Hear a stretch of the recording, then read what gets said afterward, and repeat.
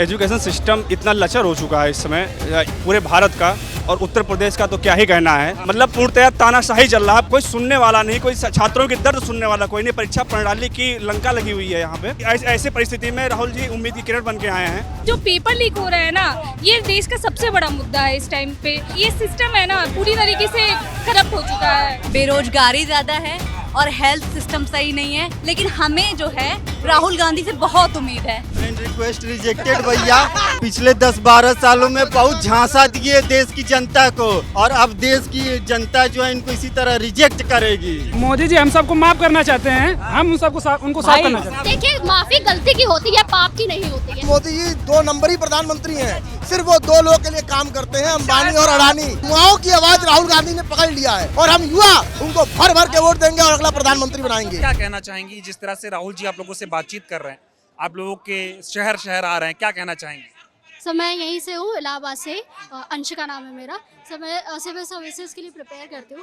Sir, काफ़ी time हो गया, मतलब मैंने 2017 में स्टार्ट किया था, बेसिकली यूपीएससी से स्टार्ट किया। सर, उसमें भी जो मतलब CSAT को लेकर जो प्रॉब्लम चलती है, तो वो अभी किसी से छुपी तो है नहीं सर। उसको फिर उसके बाद मैंने मतलब जैसे बोलते हैं कि प्लान B को ऑप्ट करना चाहिए। सर, मैंने बाकी सारी चीज़ें करने की कोशिश की, लेकिन वही है कि हर चीज़ में ना इतनी कॉम्प्लेक्सिटीज़ बना करके रख दी हुई है कि आप जब आप फाइनल स्टेज तक पहुंचते हो तब तक आपको पता चल जाता है कि सिस्टम में प्रॉब्लम आ रही है। आपको ऐसे नहीं मिलेगा कुछ भी सर। फिर उसके बाद में मैंने मतलब फाइनली सोचा कि मैं मतलब फुल प्रूफ लगती हूँ पीसेस स्टेट सर्विसेज की तरह। तो मुझे ऐसा लगा कि स्टेट की हूँ तो स्टेट में कुछ चीज़ें बेनिफिट कर जाएंगी मुझे सर। मैंने पीसेस के लिए शुरू किया सर। फिर उसके बाद में मतलब उस टाइम पीरियड में भी जब मतलब मैं दूसरे कोर्सेज कर रही थी, उस टाइम पे भी मैं पीसेस के लिए मतलब RO वगैरह की वैकेंसीज आती थी, उसके लिए अटेम्प्ट कर रही थी सर। उस टाइम तो लीक हो जा रहा था सर। प्रॉब्लम ये है कि चलिए लीक हो रहा है, फिर री एग्ज़ाम हो रहा है, पर री एग्ज़ाम भी जब हो रहा है ना तो क्वेश्चन पेपर आ रहा है, उसमें क्वेश्चन जो सेट कर रहे हैं आप 15 से 20 क्वेश्चन गलत दे रहे हैं। और फिर उसके बाद में जब हम कट ऑफ जब रिलीज़ करती, पहले तो कट ऑफ करते थे, अब तो वो भी नहीं करते हैं सर। उसमें भी आप ये नहीं बता रहे हैं कि आपने जो क्वेश्चन को गलत दिया था पेपर में, उसको आपने कैसे टैकल किया। तो अभी 15-20 क्वेश्चन का सवाल है, आपने बिल्कुल उसको नॉर्मलाइज कर दिया। आपको मतलब ज़रूरत महसूस नहीं होती इस चीज़ को बताने की कि आपने उसके उन क्वेश्चंस को क्या किया है, कैसे आपने रिजल्ट निकाल दिया सर। ये प्रॉब्लम चल रही है सर। उसके बाद में जैसे पीसेस का है तो आप आंसर की नहीं देते हैं, तो हमें पता कैसे चलेगा? अगर हमें कोई क्वेश्चन है उसमें प्रॉब्लम आ रही है तो हम तो क्वेश्चन भी नहीं कर सकते ना, RTI भी फाइल नहीं कर सकते कि आपको तो बोल देंगे कि ये तो आ ही नहीं रहा था। मेरा एक सवाल है, आप तो महिला हैं, छात्रा हैं, जब जंतर मंतर पर बच्चियां प्रदर्शन कर रही थी तो पुलिस ने किस तरह से उनके प्राइवेट पार्ट पर लाठियां मारी, उनके साथ बर्बरता हुई, कपड़े फाड़े गए, पैलेट गन बच्चियों पर चलाई गई, और देश के प्रधानमंत्री कह रहे हैं मैं बच्चियों को माफ करना चाहता हूं।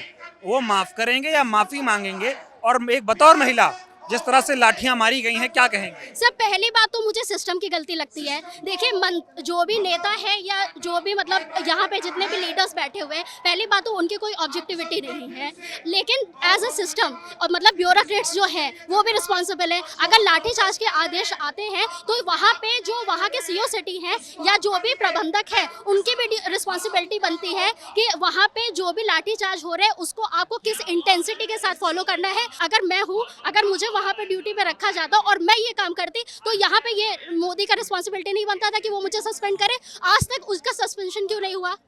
ये उसके अंडर में थे ना सारे के सारे लोग। अभी तक क्यों नहीं क्वेश्चन उठाया गया कि ये सारे जो भी वहाँ पे बिना बैचेस के घूम रहे थे, चाहे रिजर्व फोर्स के थे, चाहे सिविलियन फोर्स के थे, चाहे जो भी वहाँ पे थे, लाठी चार्ज कर रहे थे, तो उनको ऑर्डर्स किसने पास किए और इस तरह से लाठी चलाने के ऑर्डर्स किसने दिए? मोदी जी माफी मांगे? पहली बात तो ये है कि वो माफी मांगेंगे भी किस मुंह से, वो तो मुंह उनके पास है नहीं। और माफ करने के अलावा उनका मन की बात के अलावा जन की बात तो उनको सुनने की आदत है नहीं, है ना। देखिए, माफी गलती की होती है, पाप की नहीं होती है। कुछ रील बना रहे, कनेक्ट करने की कोशिश कर रहे हैं सर। देखिए, ये एक प्रोपेगेंडा है ना।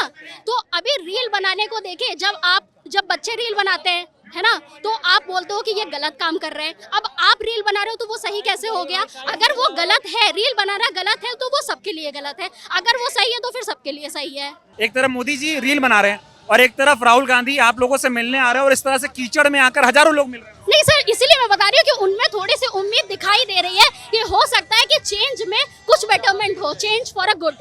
जिस जिस तरह से लाठियां पड़ी हैं, देश की बच्चियां मोदी को माफ कर पाएंगे? नहीं करेंगे।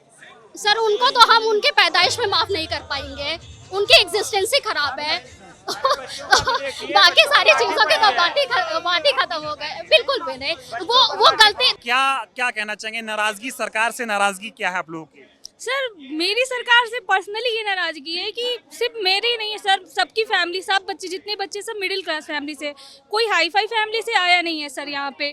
और दूसरी चीज़, ये सब जो पेपर लीक हो रहा है ना, ये देश का सबसे बड़ा मुद्दा है इस टाइम पे। आप अभी देख लीजिए सर, मेरी फैमिली में पूरे भरे पड़े हैं टीचर भर्ती के। अभी तक यूपी गवर्नमेंट उसके लिए कोई वैकेंसी ही नहीं निकाल रही है। हम सर, ये सिस्टम है ना, पूरी तरीके से करप्ट हो चुका है। मोदी जी को क्या कहेंगे? Same on you. लेकिन ये बताओ, जिस तरह से बच्चियों को लाठियों से मारा गया, वो तो कह रहे हैं मैं बच्चियों को माफ कर रहा हूँ। सर वो होते कौन है माफ करने वाले? जिस लड़की को आप मेंटली टॉर्चर कर रहे हैं, 15 साल की लड़की को, वो जो आपको सॉरी बोल रही है, पर्सनली आके सॉरी बोल रही है, आपके लोग उसको टॉर्चर कर रहे हैं, आप वहां पे तो पहले जाके एक्शन लीजिए, फिर आप होते कौन है माफ करने वाले? आपने जो लड़कियों के साथ किया उस 20 जुलाई को, उसका आप जवाब दीजिए। होम मिनिस्टर आके जवाब दे, सॉरी बोले। राहुल गांधी से कितनी उम्मीद है? बहुत सारा, बहुत। देखिए, हम लोग को सिर्फ एक समस्या है, बेरोजगारी ज़्यादा है और हेल्थ सिस्टम सही नहीं है, और बाकी सब समझ ही रहे हैं। मुझे इसके बारे में कुछ कहने नहीं है, लेकिन हमें जो है राहुल गांधी से बहुत उम्मीद है, बहुत ही ज़्यादा उम्मीद है। बाकी कुछ ऐसे कंटेंट क्रिएटर हैं, उन्हें भी मैं रिस्पेक्ट देना चाहूँगी और थैंक्स बोलना चाहूँगी, जो एक्चुअल में वो स्टूडेंट की आवाज़ उठा रहे हैं। बाकी मुझे बताइए, राहुल गांधी में ऐसा क्या है जो आपको उनमें उम्मीद नजर आती है? वो छात्रों की आवाज़ सुनते हैं, और पहला, वो पढ़े लिखे हैं, वो बहुत पढ़े लिखे हैं, फालतू की बकवास नहीं करते, वो फालतू की बकवास नहीं करते, इसलिए हम युवाओं को उनसे बहुत उम्मीद है। मोदी जी रील बना रहे हैं आपके लिए। अरे यार, 15 साल की लड़की के ऊपर वो जो FIR भी तो दर्ज करा दिए ना। क्या लेके आए? रिजेक्टेड? हाँ, फ्रेंड रिक्वेस्ट रिजेक्टेड भैया। पिछले 10-12 सालों में बहुत झांसा दिए देश की जनता को, और अब देश की जनता जो है इनको इसी तरह रिजेक्ट करेगी। तो जो रील बना रहे हैं, असर होगा कि नहीं होगा? एक पूर्वांचल में कहावत कही जाती है कि रीलबाज रजऊ, लेकिन वो सबसे कबाड़ रजऊ होते हैं लोग। बस यही जाना। कितनी नाराजगी आप लोगों को सरकार से है, क्या कहना चाहते हैं? जी सर, मेरा नाम अरविंद है। सर एजुकेशन सिस्टम इतना लचर हो चुका है इस समय पूरे भारत का, और उत्तर प्रदेश का तो क्या ही कहना है। यहाँ पे तो सिर्फ एग्ज़ाम के नाम पे पेट का एग्ज़ाम कराया जा रहा है, और बीच बीच में मुंह दिखाई के तौर पे एक दो एग्ज़ाम करवा दे रहे हैं, और उसमें भी पेपर लीक और सेंटर पे मैनेज हो रही चीज़ें, और छात्र इसको लेके आवाज़ भी उठा रहे हैं, और उनकी छात्र सबूत भी पेश करते हैं, उसके बाद भी छात्रों की बात नहीं सुनी जाती, ऊपर से छात्रों के ऊपर कार्रवाई की जा रही है। मतलब पूर्णतः तानाशाही चल रहा है, पूरा शिक्षा व्यवस्था एकदम ध्वस्त हो चुका है, पूरा सिस्टम ध्वस्त हो चुका है। कोई सुनने वाला नहीं, कोई छात्रों की दर्द सुनने वाला कोई नहीं। परीक्षा प्रणाली की लंका लगी हुई है यहाँ पे, और आप ये समझिए कि आवाज़ उठाने पे छात्रों को जेल भेज दिया जा रहा है, और हर स्तर पे डराया धमकाया जा रहा है, परिवार के ऊपर दबाव बनाया जा रहा है। अब इस दुख ऐसी परिस्थिति में राहुल जी उम्मीद की किरण बन के आए हैं, हमारी आवाज़ सुन रहे हैं, हमारी आवाज़ उठा रहे हैं। उम्मीद है शायद ये एक सार्थक पहल होगी और इससे आंख खुलेगी। ये बताओ, मोदी जी को हो क्या गया है? 14 में बोलते थे 2 करोड़ रोजगार हर साल, और अब जो दनादन लाठी मार रहे हैं जंतर मंतर जो बेसिक का वैकेंसी नहीं, बच्चों का मोदी जी के तो क्या ही कहने हैं। मोदी जी तो ख्याली पुलाव पकवाते हैं। अब तो बहरहाल मोदी जी काले चिट्टा तो सब करीब हर वर्ग समझ चुका है, हर वर्ग जान चुका है, और हमारे यूपी वाले का भी काला चिट्टा खुलना बाकी है।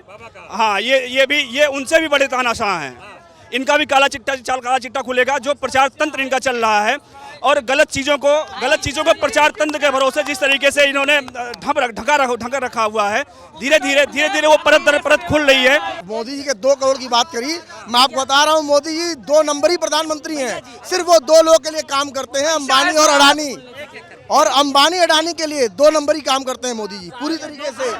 और आप देखिए कि मोदी जी कितने डरे हुए हैं, दहशत में हैं कि आज जब छात्र लखनऊ और अलग अलग शहरों से यहाँ के लिए जब निकल रहे थे तो जबरदस्ती ट्रेनें रुकवा के मजिस्ट्रेट चेकिंग बैठाई गई और ट्रेनों को लेट किया गया। तो इससे मोदी सरकार का डर दिखता है, योगी सरकार का डर दिखता है।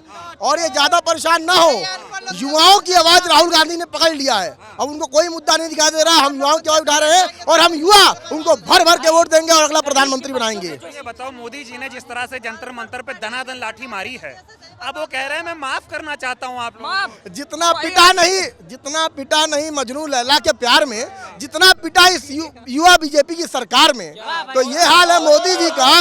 और आप समझिए कि जिस गांधी को मोदी जी इतना गरियाते हुए आए हैं, इनकी पार्टी नकारते आई है, आज उसी गांधी ने इनको बचाया है। मालूम है क्यों? क्योंकि हमारा युवा मार खा के भी इस देश को नेपाल और बांग्लादेश नहीं बनने दिया।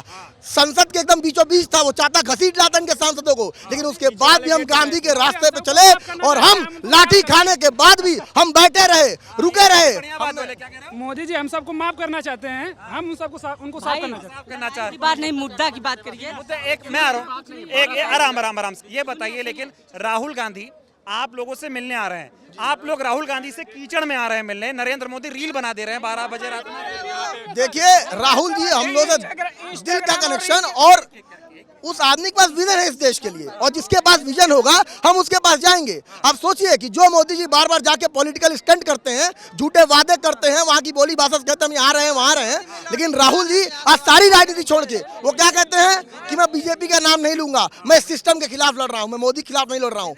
और ये जो भारतीय जनता पार्टी इतना नफरत फैला रही है, उसके बाद भी हमारा नेता राहुल गांधी क्या कहता है कि मोदी से नफरत मत करो, आप इस सिस्टम को बदलो।